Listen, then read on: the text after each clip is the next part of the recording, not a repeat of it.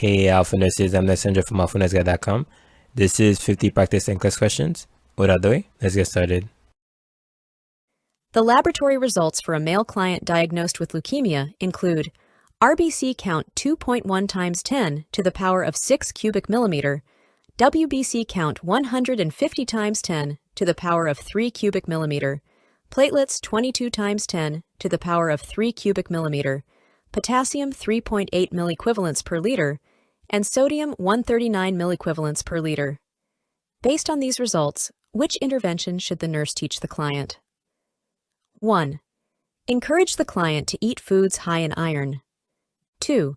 Instruct the client to use an electric razor when shaving. 3.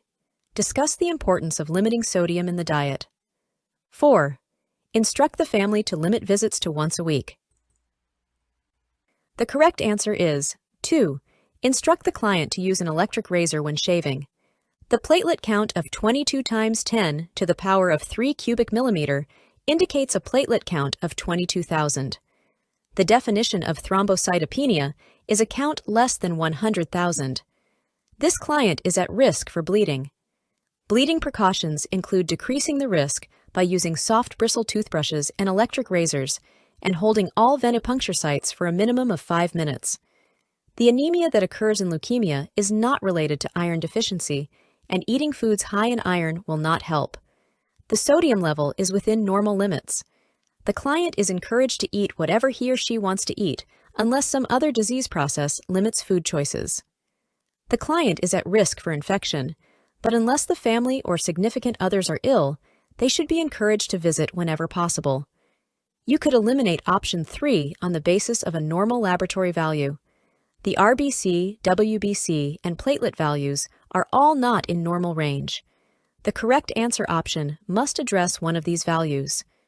The client diagnosed with leukemia is being admitted for an induction course of chemotherapy. Which laboratory values indicate a diagnosis of leukemia? 1. A left shift in the white blood cell count differential. 2. A large number of WBCs that decreases after the administration of antibiotics. 3. An abnormally low hemoglobin and hematocrit level. 4. Red blood cells that are larger than normal. The correct answer is 1. A left shift in the white blood cell count differential. A left shift indicates immature white blood cells are being produced and released into the circulating blood volume. This should be investigated for the malignant process of leukemia. Leukocytosis is normal in the presence of an infection, but it should decrease as the infection clears. A low hemoglobin and hematocrit level indicates anemia and can be caused by a number of factors.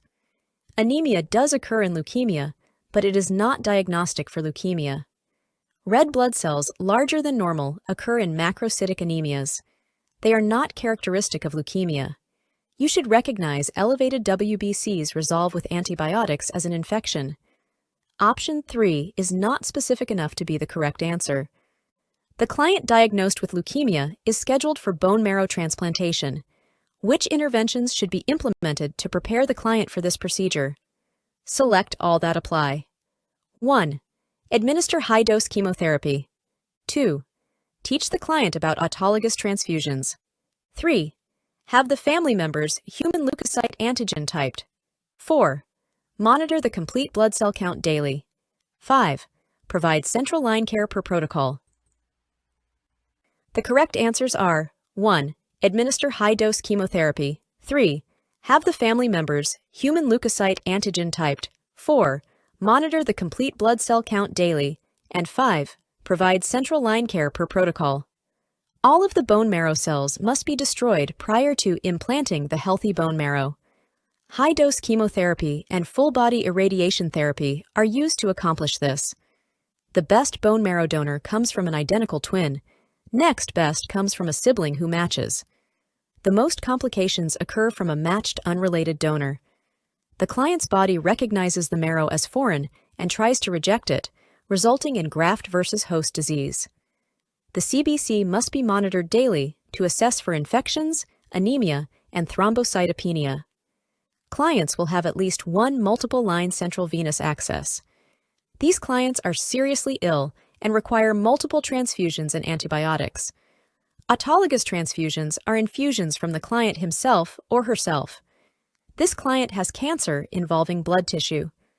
To reinfuse the client's own tissues would be to purposefully give the client cancer cells. The nurse is assessing a client diagnosed with acute myeloid leukemia. Which assessment data support this diagnosis? 1. Fever and infections. 2. Nausea and vomiting. 3. Excessive energy and high platelet counts. 4. Cervical lymph node enlargement and positive acid-fast bacillus. The correct answer is 1. Fever and infections. Fever and infection are hallmark symptoms of leukemia. They occur because the bone marrow is unable to produce white blood cells of the number and maturity needed to fight infection. Nausea and vomiting are symptoms related to the treatment of cancer, but not to the diagnosis of leukemia. The clients are frequently fatigued and have low platelet counts. The platelet count is low as a result of the inability of the bone marrow to produce the needed cells. In some forms of leukemia, the bone marrow is not producing cells at all, and in others, the bone marrow is stuck producing tens of thousands of immature cells. Cervical lymph node enlargement is associated with Hodgkin's lymphoma, and positive acid-fast bacillus is diagnostic for tuberculosis. Option 3 could be eliminated right off the bat because of the excessive energy. Illness normally drains energy reserves. It does not increase them. A child who has reddened eyes with no discharge, red, swollen, and peeling palms and soles of the feet, dry, cracked lips, and a strawberry tongue most likely has blank. The correct answer is 1. Kawasaki disease. Classic signs of Kawasaki disease include red eyes with no discharge, dry, cracked lips, strawberry tongue, and red, swollen, and peeling palms and soles of the feet. Incidence of Kawasaki disease is higher in males. The strongest indicator for this disease is the hallmark strawberry tongue. Before we move on to the next question, the NCLEX Mastery Bundle is available. It includes over 100 animated review videos, hundreds of pages of notes, hundreds of case study questions, and over 1,000 NCLEX questions.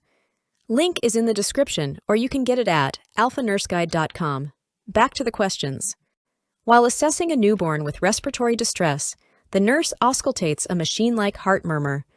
Other findings are a wide pulse pressure, periods of apnea, increased PaCO2, and decreased PO2. The nurse suspects that the newborn has 1. Pulmonary hypertension, 2. Patent ductus arteriosus, 3. Ventricular septal defect, 4. Bronchopulmonary dysplasia. The correct answer is 2. Patent ductus arteriosus. The main identifier is the machine-like murmur, which is the hallmark of a patent ductus arteriosus. Pulmonary hypertension is a pulmonary condition which does not create a heart murmur. A ventricular septal defect does not produce a machine-like murmur. Bronchopulmonary dysplasia is a pulmonary condition which does not create a heart murmur. A pregnant woman at 12 weeks gestation tells the nurse that she is a vegetarian. Which action would the nurse take first? 1. Recommend vitamin B12 and iron supplementation. 2. Recommend consumption of protein drinks daily. 3. Obtain a 24-hour diet recall history. 4. Determine the reason for her vegetarian diet. The correct answer is 3. Obtain a 24-hour diet recall history. The care of a vegetarian woman who is pregnant should begin with an assessment of her diet because vegetarian practices vary widely.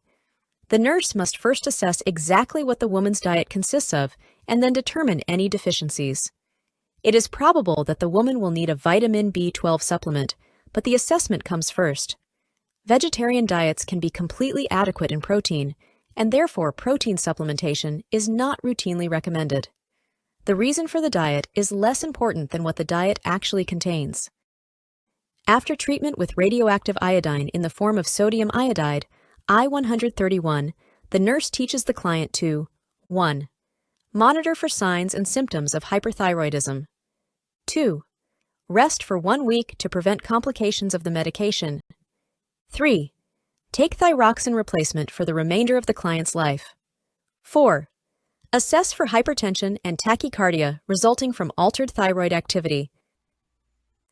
The correct answer is 3. Take thyroxine replacement for the remainder of the client's life. The client needs to be educated about the need for lifelong thyroid hormone replacement. Permanent hypothyroidism is the major complication of RAI I-131 treatment. Lifelong medical follow-up and thyroid replacement are warranted. The client needs to monitor for signs and symptoms of hypothyroidism, not hyperthyroidism. Resting for 1 week is not necessary. Hypertension and tachycardia are signs of hyperthyroidism, not hypothyroidism. A 7-year-old child with a history of asthma control without medications is referred to the school nurse by the teacher because of persistent coughing. Which of the following should the nurse do first? 1. Obtain the child's heart rate. 2. Give the child a nebulizer treatment. 3. Call a parent to obtain more information. 4. Have a parent come and pick up the child. The correct answer is 3. Because persistent coughing may indicate an asthma attack, and a 7-year-old child would be able to provide only minimal history information. It would be important to obtain information from the parent. Although determining the child's heart rate is an important part of the assessment, it would be done after the history is obtained. More information needs to be obtained before giving the child a nebulizer treatment, although it may be necessary for the parent to come and pick up the child. A thorough assessment, including history information, should be obtained first. The nurse is monitoring a client admitted with a myocardial infarction who is at risk for cardiogenic shock. The nurse should report which of the following changes on the client's chart to the physician? 1. Urine output. 2. Heart rate. 3. Blood pressure. 4. Respiratory rate. The correct answer is 1. Urine output. Oliguria occurs during cardiogenic shock because there is reduced blood flow to the kidneys. Typical signs of cardiogenic shock include low blood pressure, rapid and weak pulse, decreased urine output, and signs of diminished blood flow to the brain, such as confusion and restlessness.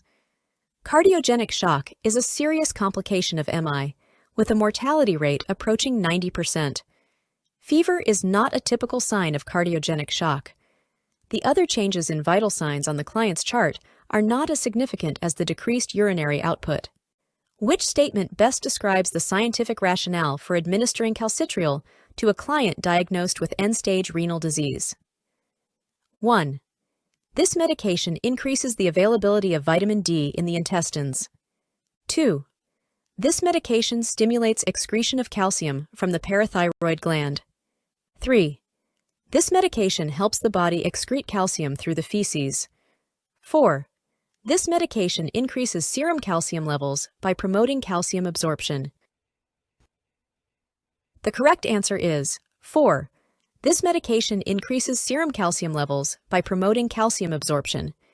Calcitriol, a vitamin D analog, increases serum calcium levels by promoting calcium absorption and thereby helps to manage hypocalcemia, which is a symptom of chronic kidney disease. Calcitriol does not affect the availability of vitamin D. Calcitriol is used to treat hypoparathyroidism, but it does not stimulate excretion of calcium from the parathyroid gland. The client in ESRD has hypocalcemia, not hypercalcemia. After a period of unsuccessful treatment with amitriptyline, a woman diagnosed with depression is switched to tranylcypromine. Which statement by the client indicates the client understands the side effects of tranylcypromine? 1. I need to increase my intake of sodium. 2. I must refrain from strenuous exercise. 3. I must refrain from eating aged cheese or yeast products. 4. I should decrease my intake of foods containing sugar. The correct answer is 3. I must refrain from eating aged cheese or yeast products. Rationale: cheese and yeast products contain tyramine, which the client should avoid to prevent a negative interaction with tranylcypromine, a monoamine oxidase inhibitor. Sodium will not interact with tranylcypromine, and neither exercise nor sugar needs to be limited. The nurse writes a nursing problem of altered nutrition for a client diagnosed with leukemia who has received a treatment regimen of chemotherapy and radiation. Which nursing intervention should be implemented? 1. Administer an antidiarrheal medication prior to meals. 2. Monitor the client's serum albumin levels. 3. Assess for signs and symptoms of infection. 4. Provide skincare to irradiated areas. The correct answer is 2. Monitor the client's serum albumin levels. Serum albumin is a measure of the protein content in the blood that is derived from the foods eaten. Albumin monitors nutritional status. The nurse should administer an antiemetic prior to meals, not an anti-diarrheal medication. Assessment of the nutritional status is indicated for this problem, not assessment of the signs and symptoms of infections. This addresses an altered skin integrity problem. Which medication is contraindicated for a client diagnosed with leukemia? 1. Bactrim, a sulfa antibiotic. 2. Morphine, a narcotic analgesic. 3. Epigen, a biologic response modifier. 4. Gleevec, a genetic blocking agent. The correct answer is 3. Epigen, a biologic response modifier. Epigen is a biologic response modifier that stimulates the bone marrow to produce red blood cells. The bone marrow is the area of malignancy in leukemia. Stimulating the bone marrow would be generally ineffective for the desired results and would have the potential to stimulate malignant growth. Because of the ineffective or non-existent WBC's characteristic of leukemia, the body cannot fight infections, and antibiotics are given to treat infections. Leukemic infiltrations into the organs or the central nervous system cause pain. Morphine is the drug of choice for most clients with cancer. Gleevec is a drug that specifically works in leukemic cells to block the expression of the BCR-ABL protein, preventing the cells from growing and dividing. If you were not familiar with the drug mentioned in option 4, then this option would not be a good choice. Options 1 and 2 are common drugs and should not be chosen as the answer unless you know for sure they are contraindicated. The client is diagnosed with chronic lymphocytic leukemia after routine laboratory tests during a yearly physical. Which is the scientific rationale for the random nature of discovering the illness? 1. CCL is not serious, and clients die from other causes first. 2. There are no symptoms with this form of leukemia. 3. This is a childhood illness and is self-limiting. 4. In the early stages of chronic lymphocytic leukemia, the client may be asymptomatic. The correct answer is 4. In the early stages of chronic lymphocytic leukemia, the client may be asymptomatic. In this form of leukemia, the cells seem to escape apoptosis, which results in many thousands of mature cells clogging the body. Because the cells are mature, the client may be asymptomatic in the early stages. All types of leukemia are serious and can cause death. The chronic types of leukemia are more insidious in the onset of symptoms and can have a slower progression of the disease.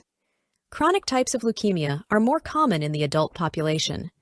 The symptoms may have a slower onset, but anemia causing fatigue and weakness and thrombocytopenia causing bleeding can be present. Organ enlargement from infiltration may be present. Secondary symptoms of fever, night sweats, and weight loss may also be present. Before we move on to the next question, the NCLEX Mastery Bundle is available. It includes over 100 animated review videos, hundreds of pages of notes, hundreds of case study questions, and over 1,000 NCLEX questions. Link is in the description, or you can get it at alphanurseguide.com. Back to the questions. The client diagnosed with leukemia has central nervous system involvement. Which instruction should the nurse teach? 1. Sleep with the head of the bed elevated to prevent increased intracranial pressure. 2. Take analgesic medication for pain only when the pain becomes severe. 3. Explain radiation therapy to the head may result in permanent hair loss. 4. Discuss end-of-life decisions prior to cognitive deterioration. The correct answer is 3. Explain radiation therapy to the head may result in permanent hair loss. Radiation therapy to the head and scalp area is the treatment of choice for central nervous system involvement of any cancer. Radiation therapy has longer-lasting side effects than chemotherapy. If the radiation therapy destroys the hair follicles, the hair will not grow back. Sleeping with the head of the bed elevated might relieve some intracranial pressure, but it will not prevent increased intracranial pressure from occurring.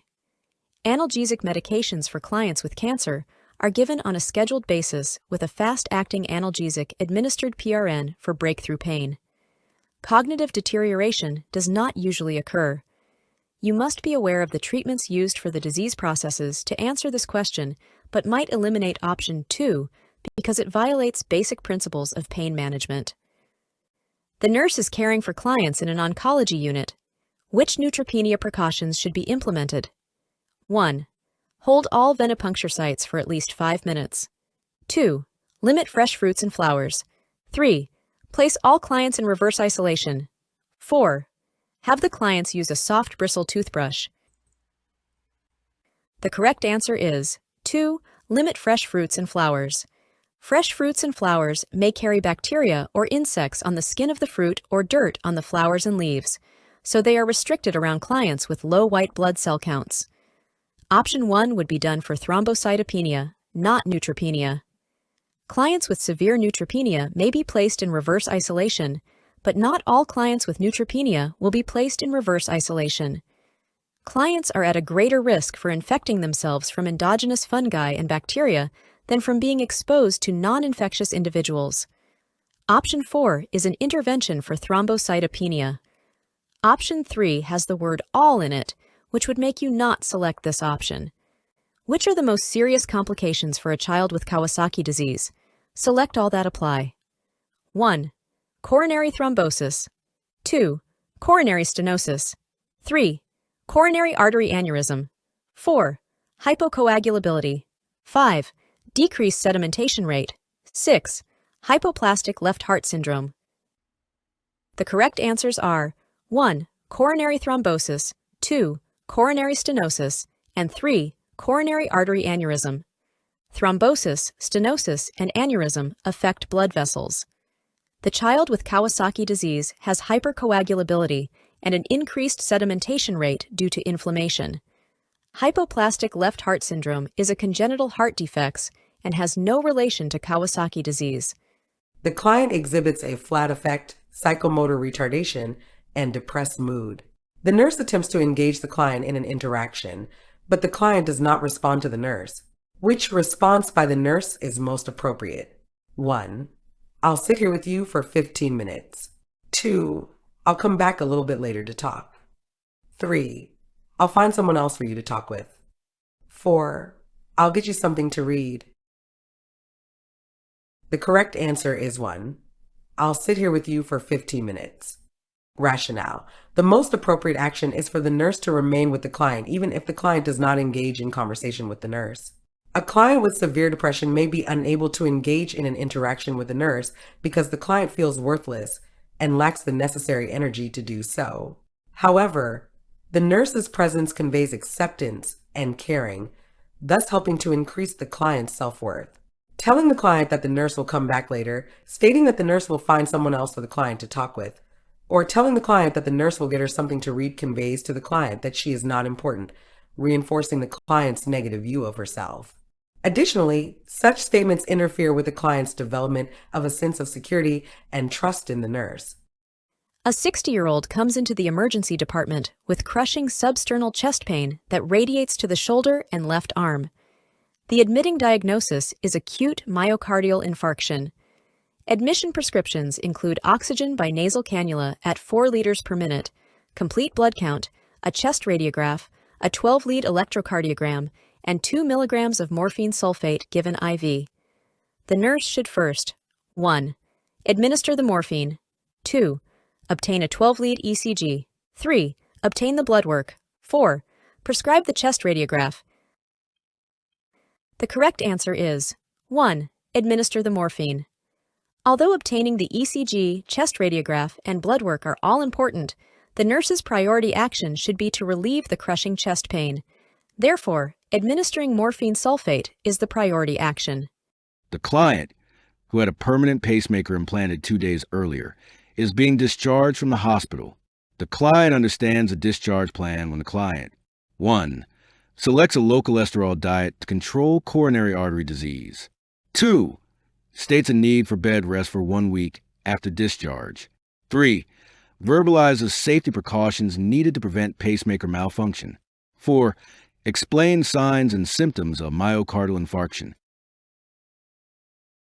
The correct answer is 3. Education is a major component of the discharge plan for a client with an artificial pacemaker. The client with a permanent pacemaker needs to be able to state specific information about safety precautions, such as to refrain from lifting more than 3 pounds or stretching and bending, and to count the pulse once per week that are necessary to maintain proper pacemaker function. The client will not necessarily be placed on a low cholesterol diet. The client should resume activities as he is able and does not need to remain on bed rest. The client should know signs and symptoms of MI, but is not at risk because of the pacemaker. The nurse is preparing a community presentation on oral cancer. Which of the following is a primary risk factor for oral cancer that the nurse should include in the presentation? 1. Use of alcohol. 2. Frequent use of mouthwash. 3. Lack of vitamin B12. 4. Lack of regular teeth cleaning by a dentist. The correct answer is 1. Chronic and excessive use of alcohol can lead to oral cancer. Smoking and use of smokeless tobacco are other significant risk factors.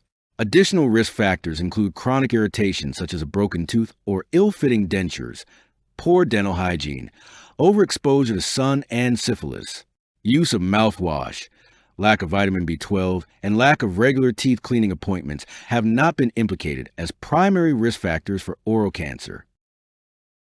The nurse is planning care for a client experiencing agnosia secondary to a cerebrovascular accident. Which collaborative intervention will be included in the plan of care?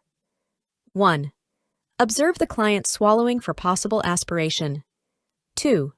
Position the client in a semi-Fowler's position when sleeping. 3. Place a suction setup at the client's bedside during meals.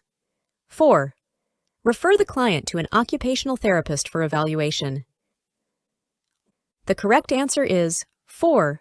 Refer the client to an occupational therapist for evaluation.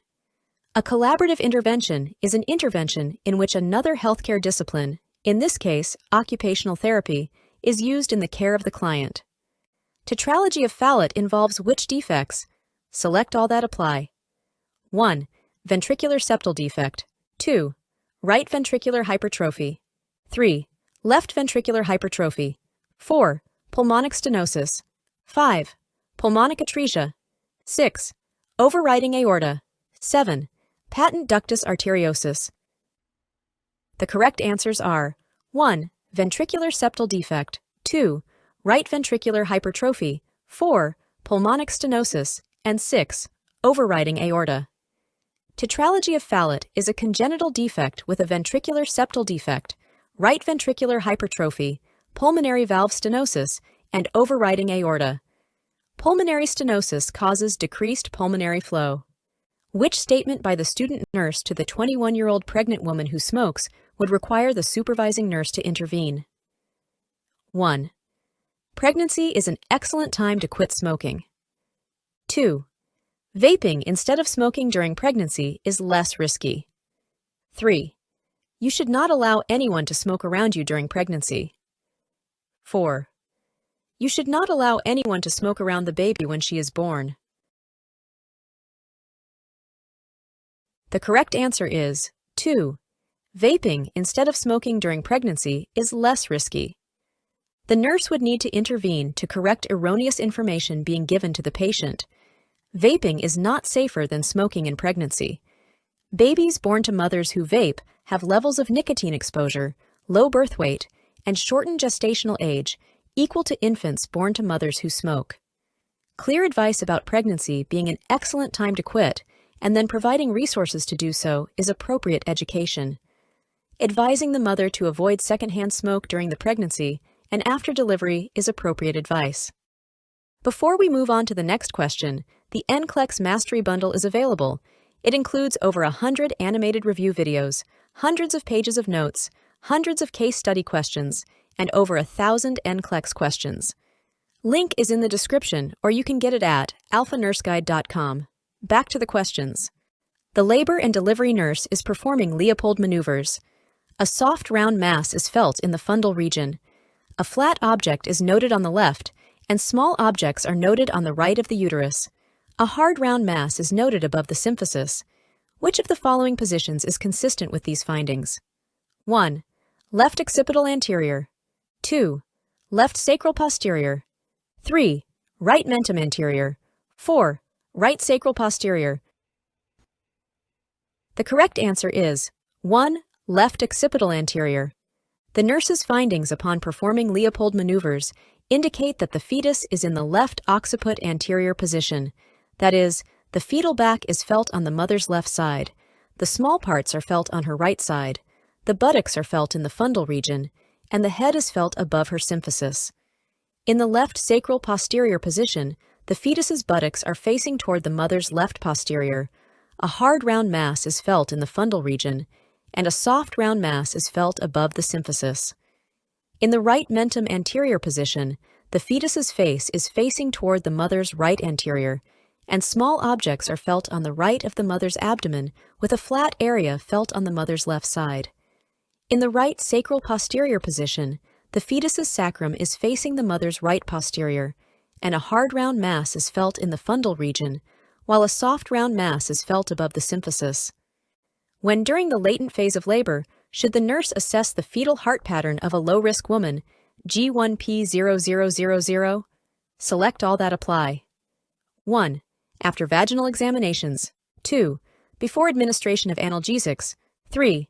Periodically at the end of a contraction. 4. Every 10 minutes. 5. Before ambulating. The correct answers are 1. After vaginal examinations. 2. Before administration of analgesics. 3. Periodically at the end of a contraction. And 5. Before ambulating. The nurse should assess the fetal heart after all vaginal examinations. The nurse should assess the fetal heart before giving the mother any analgesics. The fetal heart should be assessed periodically at the end of a contraction. The fetal heart pattern should be assessed every hour during the latent phase of a low-risk labor. It is not standard protocol to assess every 10 minutes. The nurse should assess the fetal heart before the woman ambulates. A woman has just arrived at the labor and delivery suite. To report the client's status to her primary healthcare practitioner, which of the following assessments should the nurse perform? Select all that apply. 1. Fetal heart rate. 2. Contraction pattern. 3. Urinalysis. 4. Vital signs. 5. Biophysical profile. The correct answers are 1. Fetal heart rate. 2. Contraction pattern. And 4. Vital signs. The nurse should assess the fetal heart before reporting the client's status to the healthcare provider. The nurse should assess the contraction pattern before reporting the client's status. A complete urinalysis would likely be ordered by the primary healthcare practitioner once the client has been officially admitted, but the test would not be performed during the initial assessment process. The nurse should assess the woman's vital signs before reporting her status. A biophysical profile is performed only if ordered by a healthcare practitioner. A woman who states that she thinks she is in labor enters the labor suite. Which of the following assessments will provide the nurse with the most valuable information regarding the client's labor status? 1. Leopold maneuvers. 2. Fundal contractility. 3. Fetal heart assessment. 4. Vaginal examination. The correct answer is 4. Vaginal examination. Leopold maneuvers, although performed on a woman in labor, assess for fetal position, not the progress of labor. Fundal contractility will assess for uterine contractions, but this is not the most valuable information. Assessment of the fetal heart is critically important in relation to fetal well-being, but it will not determine the progress of labor. A vaginal examination will provide the nurse with the best information about the status of labor. The nurse observes the unlicensed assistive personnel performing delegated tasks. Which action by the UAP requires immediate intervention? 1. The UAP measures the output of a client who had a transurethral resection of the prostate. 2. The UAP tells the client taking bethanechol, whose urine is green, that something must be wrong for the urine to be such an odd color. 3. The UAP encourages the client to drink a glass of water after the nurse has administered the oral antibiotic. 4. The UAP assists the client diagnosed with a urinary tract infection to the bedside commode every 2 hours. The correct answer is 2. The UAP tells the client taking bethanechol, whose urine is green that something must be wrong for the urine to be such an odd color. A green-blue color indicates the client is taking bethanechol, a urinary stimulant used for clients with a neurogenic bladder. This is an expected color, and the UAP should not indicate that something is wrong with the client. In option 1, the urinary output should be measured frequently in a client who has had a transurethral resection of the prostate. The client will have bladder irrigation, and the indwelling catheter bag will need to be emptied frequently. The nurse would not intervene to stop this action. In option 3, the client should be encouraged to drink fluids. The nurse would not intervene to stop this action. In option 4, this action encourages bowel and urine continence and is part of falls prevention protocol. The nurse would not intervene to stop this action. The client diagnosed with glomerulonephritis is receiving trimethoprim sulfa. Which data indicates the medication is effective? 1. A urine-specific gravity of 1.010. 2. Urinalysis with 35 white blood count high power field. 3. Urine pH of 6.9. 4. A negative urine leukocyte esterase. The correct answer is 4. A negative urine leukocyte esterase. A negative urine leukocyte esterase indicates the antibiotic trimethoprim sulfa is effective in treating the infection. Leukocytes and nitrates are used to determine bacteriuria and other sources of UTIs. Urine-specific gravity can indicate dehydration or water intoxication, but it will not provide information about a UTI. A microscopic value of 35 white blood count high power field indicates a UTI, not that the antibiotic is effective. The normal value is less than 5 WBC-HPF. Normal urine pH is 5.0 to 9.0, but the pH does not evaluate a UTI. A client diagnosed with major depression spends most of the day lying in bed with a sheet pulled over his head. Which of the following approaches by the nurse is most therapeutic? 1. Wait for the client to begin the conversation. 2. Initiate contact with the client frequently. 3. Sit outside the client's room. 4. Question the client until the client responds. The correct answer is 2. Initiate contact with the client frequently. Rationale: the nurse should initiate brief, frequent contacts throughout the day to let the client know that he is important to the nurse. This will positively affect the client's self-esteem. The nurse's action conveys acceptance of the client as a worthwhile person and provides some structure to the seemingly monotonous day. Waiting for the client to begin the conversation with the nurse is not helpful because the depressed client resists interaction and involvement with others. Sitting outside of the client's room is not productive and not necessary in this situation. If the client were actively suicidal, then a one-on-one client-to-staff assignment would be necessary. Questioning the client until he responds would overwhelm him because he could not meet the nurse's expectations to interact. A client is admitted with a myocardial infarction and atrial fibrillation. While auscultating the heart, the nurse notes an irregular heart rate and hears an extra heart sound at the apex after the S2 that remains constant throughout the respiratory cycle. The nurse should document these findings as 1. Heart rate irregular with S3. 2. Heart rate irregular with S4. 3. Heart rate irregular with aortic regurgitation. 4. Heart rate irregular with mitral stenosis. The correct answer is 1. Heart rate irregular with S3. An S3 heart sound occurs early in diastole as the mitral and tricuspid valves open and blood rushes into the ventricles. To distinguish an S3 from a physiologic S2 split, a split S2 occurs during inspiration, and S3 remains constant during the respiratory cycle.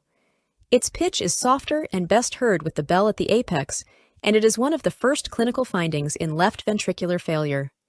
An S4 is heard in late diastole when atrial contraction pumps volume into a stiff, non-compliant ventricle.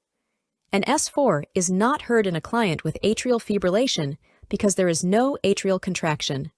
Murmurs are sounds created by turbulent blood flow through an incompetent or stenotic valve. An older adult is admitted to the telemetry unit for placement of a permanent pacemaker because of sinus bradycardia. A priority goal for the client within 24 hours after insertion of a permanent pacemaker is to 1. Maintain skin integrity. 2. Maintain cardiac induction stability. 3. Decrease cardiac output. 4. Increase activity level. The correct answer is 2. Maintaining cardiac induction stability to prevent arrhythmias is a priority immediately after artificial pacemaker implantation. The client should have continuous electrocardiographic monitoring until proper pacemaker functioning is verified.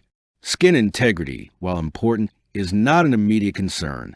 The pacemaker is used to increase heart rate and cardiac output, not decrease it. The client should limit activity for the first 24 to 48 hours after pacemaker insertion. The client should also restrict movement of the affected extremity for 24 hours. During the assessment of a client's mouth, the nurse notes the absence of saliva. The client reports having pain behind the ear. The client has been nothing by mouth for several days, but now can have liquids. Based on these findings, the nurse should do which of the following? 1. Request a prescription for an antifungal mouthwash. 2. Instruct the client to brush the gums as well as the teeth. 3. Encourage the client to suck on hard candy. 4. Give the client a hydrogen peroxide-based mouthwash. The correct answer is 3.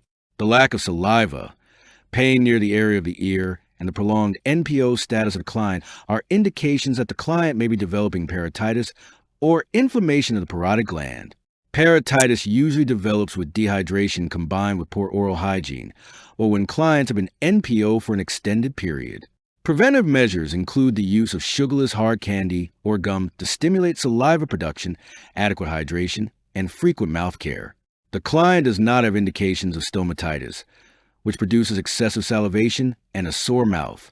The client does not have indications of oral candidiasis, which causes bluish-white mouth lesions, and a nurse does not need to request a prescription for an antifungal mouthwash.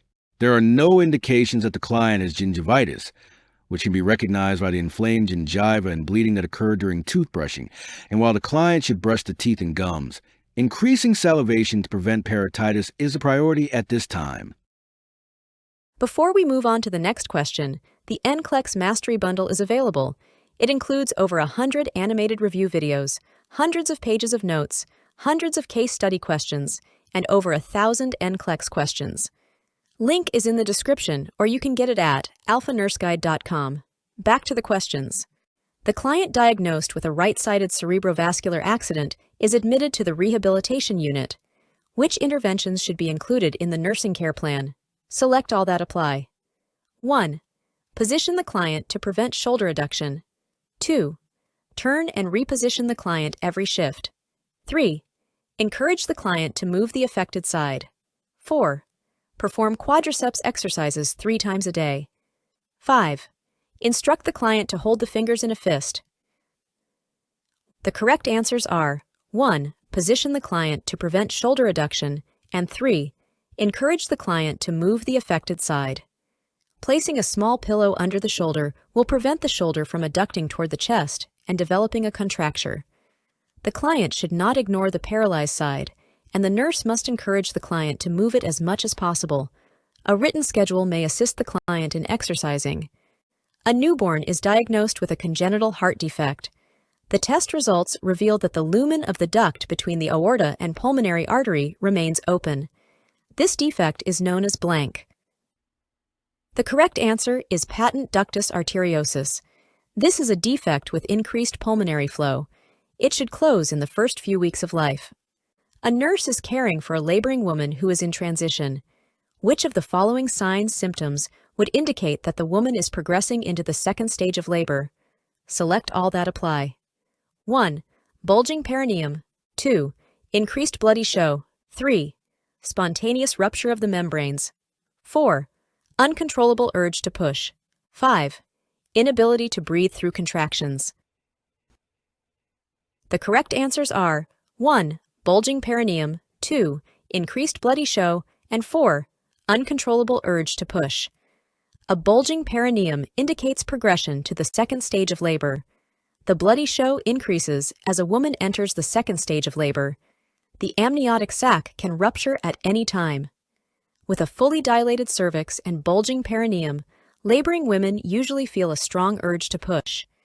The gravita's ability to work with her labor is more dependent on her level of pain and her preparation for labor than on the phases and or stages of labor. The nurse is assessing the fetal station during a vaginal examination. Which of the following structures should the nurse palpate? 1. Sacral promontory. 2. Ischial spines. 3. Cervix. 4. Symphysis pubis. The correct answer is 2. Ischial spines. Palpating the sacral promontory assesses the obstetric conjugate, not the fetal station. Station is assessed by palpating the ischial spines. Palpating the cervix assesses dilation and effacement, not fetal station. Palpating the symphysis, pubis assesses the obstetric conjugate, not the fetal station. While performing Leopold maneuvers on a woman in labor, the nurse palpates a hard round mass in the fundal area, a flat surface on the left side, small objects on the right side, and a soft round mass just above the symphysis. Which of the following is a reasonable conclusion by the nurse? 1. The fetal position is transverse. 2. The fetal presentation is vertex. 3. The fetal lie is vertical. 4. The fetal attitude is flexed. The correct answer is 3. The fetal lie is vertical. With the palpation findings of a hard round mass in the fundal area and soft round mass above the symphysis, the nurse can conclude that the fetal position is not transverse. The nurse can conclude that the fetal lie is vertical. The attitude is difficult to determine when performing Leopold maneuvers. A client in labor, G2P1001, was admitted 1 hour ago at 2 centimeters dilated and 50% effaced. She was talkative and excited at that time. During the past 10 minutes, she has become serious, closing her eyes and breathing rapidly with each contraction. Which of the following is an accurate nursing assessment of the situation? 1. The client had poor childbirth education prior to labor. 2. The client is exhibiting an expected behavior for labor. 3. The client is becoming hypoxic and hypercapnic. 4. The client needs her alpha-fetoprotein levels checked. The correct answer is 2. The client is exhibiting an expected behavior for labor. There is no indication that this woman has had poor preparation for childbirth. The woman is showing expected signs of the active phase of labor. There is no indication that this woman is showing signs of hypoxia and/or hypercapnia. The alpha-fetoprotein assessment is a test to screen for Down syndrome and neural tube defects in the fetus. It is done during pregnancy. A client enters the labor and delivery suite stating that she thinks she is in labor. Which of the following information about the woman should the nurse note from the woman's prenatal record before proceeding with the physical assessment? Select all that apply. 1. Weight gain. 2. Ethnicity and religion. 3. Age. 4. Type of insurance. 5. Gravidity and parity. The correct answers are 1. Weight gain. 2. Ethnicity and religion. 3. Age. And 5. Gravidity and parity. Before proceeding with a physical assessment, the nurse should check the client's weight gain reported in her prenatal record. The client's ethnicity and religion should be noted before physical assessment. This allows the nurse to proceed in a culturally sensitive manner. The client's age should also be noted before the physical assessment is begun. The type of insurance the woman has is not relevant to the nurse. The client's gravidity and parity, how many times she has been pregnant and how many times she has given birth, should also be noted before a physical assessment is begun. The nurse is administering medications to clients on a urology floor. Which medication should the nurse question? 1. Ceftriaxone to a client who is pregnant. 2. Cephalexin to a client who is allergic to penicillin. 3. Trimethoprim sulfa to a client post-prostate surgery. 4. Nitrofurantoin to a client diagnosed with urinary stasis. The correct answer is 2. Cephalexin to a client who is allergic to penicillin. A cross-sensitivity exists in some clients between penicillin and cephalosporins, such as cephalexin. The nurse should assess the type of reaction that the client experienced when taking penicillin. If the client indicates any symptom of an anaphylactic reaction, the nurse will hold the medication and discuss the situation with the HCP. Ceftriaxone, a third-generation cephalosporin, is in the pregnancy risk category B. No research has shown harm to the fetus in humans or in animals. The nurse would not question this medication. There is no reason for the nurse to question trimethoprim sulfa, a sulfa antibiotic, for a client who has had prostate surgery. There is no reason for the nurse to question nitrofurantoin, a sulfa antibiotic, for a client who has urinary stasis. Nitrofurantoin is used to prevent or treat chronic UTIs. On examination, a nurse hears a murmur at the left sternal border in a child with diarrhea and fever. The parent asks why the healthcare provider never said anything about the murmur. The nurse explains. 1. The healthcare provider is not a cardiologist. 2. Murmurs are difficult to detect, especially in children. 3. The fever increased the intensity of the murmur. 4. We need to refer the child to an interventional cardiologist. The correct answer is 3. The fever increased the intensity of the murmur. The increased CO of the fever increases the intensity of the murmur, making it easier to hear. Option 1 is not a therapeutic response. This child does not need to see an interventional cardiologist. The murmur needs to be diagnosed first, and then a treatment plan would be developed. A 24-year-old Gravida 1, para-0 patient is receiving oxytocin during her labor at 41 weeks gestation. Which nursing actions are appropriate when late fetal heart rate decelerations are identified? Select all that apply. 1. Discontinue the oxytocin. 2. Decrease the maintenance IV fluid rate. 3. Administer oxygen to the mother by mask. 4. Place the woman in high Fowler position. 5. Notify the healthcare provider. 6. Discontinue epidural anesthesia. The correct answers are 1. Discontinue the oxytocin. 3. Administer oxygen to the mother by mask. And 5. Notify the healthcare provider. Late fetal heart rate decelerations can be an ominous sign of fetal hypoxemia, especially if repetitive and accompanied by decreased variability. Notification of the HCP is indicated.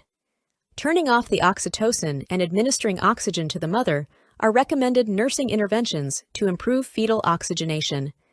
An increase, not a decrease, in the IV rate can improve hydration, correct hypovolemia, and increase blood flow to the uterus. Putting the woman in a lateral position can increase blood flow to the uterus and increase oxygenation to the fetus. The high Fowler position would not be helpful. Discontinuation of epidural anesthesia would not be indicated in the presence of late fetal heart rate decelerations. The anesthesia may be vitally important if the condition continues or worsens and necessitates a cesarean section. Promptly addressing fetal heart rate changes may allow intrauterine resuscitation and may decrease the need for cesarean section if those measures are effective. This supports the perinatal core measure of reducing cesarean section rates. Before we move on to the next question, the NCLEX Mastery Bundle is available. It includes over 100 animated review videos, hundreds of pages of notes, hundreds of case study questions, and over 1,000 NCLEX questions. Link is in the description, or you can get it at alphanurseguide.com. Back to the questions. A client with Graves' disease is treated with radioactive iodine in the form of sodium iodide, I-131. Which of the following statements by the nurse will explain to the client how the drug works? 1. The RAI stabilizes the thyroid hormone levels before a thyroidectomy. 2. The RAI reduces uptake of thyroxine and thereby improves your condition. 3. The RAI lowers the levels of thyroid hormones by slowing your body's production of them. 4. The RAI destroys thyroid tissue so that thyroid hormones are no longer produced. The correct answer is 4. The RAI destroys thyroid tissue so that thyroid hormones are no longer produced. Sodium iodide, I-131, destroys the thyroid follicular cells, and thyroid hormones are no longer produced. RAI is commonly recommended for clients with Graves' disease, especially the elderly. The treatment results in a medical thyroidectomy. RAI is given in lieu of surgery, not before surgery. RAI does not reduce uptake of thyroxine. The outcome of giving RAI is the destruction of the thyroid follicular cells. It is possible to slow the production of thyroid hormones with RAI. An adolescent with chest pain goes to the school nurse. The nurse determines that the teenager has a history of asthma, but has had no problem for years. Which of the following should the nurse do next? 1. Call the adolescent's parent. 2. Have the adolescent lie down for 30 minutes. 3. Obtain a peak flow reading. 4. Give 2 puffs of a short-acting bronchodilator. The correct answer is 3. Problems of chest pain in children and adolescents are rarely cardiac. With a history of asthma, the most likely cause of the chest pain is related to the asthma. Therefore, the nurse should check the adolescent's peak flow reading to evaluate the status of the airflow. Calling the adolescent's parent would be appropriate. But this will be done after the nurse obtains a peak flow reading and additional assessment data. Having the adolescent lie down may be an option, but more data need to be collected to help establish a possible cause. Because the adolescent has not experienced any asthma problems for a long time, it would be inappropriate for the nurse to administer a short-acting bronchodilator at this time. A client is admitted to the hospital with a diagnosis of cholecystitis from cholelithiasis. The client has severe abdominal pain and nausea and has vomited several times. Based on these data, which nursing action would have the highest priority for intervention at this time? 1. Manage anxiety. 2. Restore fluid loss. 3. Manage the pain. 4. Replace nutritional loss. The correct answer is 3. Manage the pain. The priority for nursing care at this time is to decrease the client's severe abdominal pain. The pain, which is frequently accompanied by nausea and vomiting, is caused by biliary spasm. Opioid analgesics are given to relieve the severe pain and spasm of cholecystitis. Relief of pain may decrease nausea and vomiting and thereby decrease the client's likelihood of developing further complications, such as severe fluid loss and inadequate nutrition. There are no data to suggest that the client is anxious. Which statement best describes the scientific rationale for administering aluminum hydroxide to a client diagnosed with chronic kidney disease? 1. This medication neutralizes gastric acid production. 2. It binds to phosphorus to help decrease hyperphosphatemia. 3. The medication is administered to decrease the calcium level. 4. It will help decrease episodes of constipation in the client with CKD. The correct answer is 2. It binds to phosphorus to help decrease hyperphosphatemia. Clients with CKD experience an increase in serum phosphorus levels, and administering aluminum hydroxide, an antacid, binds with phosphorus to be excreted in the feces. Option 1 is the scientific rationale for administering antacids to clients with peptic ulcer disease or gastritis, not clients with CKD. Aluminum hydroxide does not affect the calcium level. Aluminum hydroxide can cause constipation. It is not used to treat constipation. The nurse is planning care with a Mexican client who is diagnosed with depression. The client believes in mal ojo, the evil eye, and uses treatment by a root healer. The nurse should do which of the following? 1. Avoid talking to the client about the root healer. 2. Explain to the client that Western medicine has a scientific, not mystical, basis. 3. Explain that such beliefs are superstitious and should be forgotten.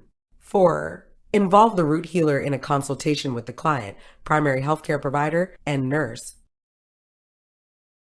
The correct answer is for involve the root healer in a consultation with the client, primary healthcare provider, and nurse. Rationale. Including the root healer gives credibility and respect to the client's cultural beliefs. Avoiding talking about the healer demonstrates either ignorance or disregard for the client's cultural values. Negative comparison of root healing with Western medicine not only denigrates the client's beliefs, but is likely to alienate and cause the client to end treatment. You can get the NCLEX Mastery Bundle now, link is in the description, or you can get it at alphanurseguide.com.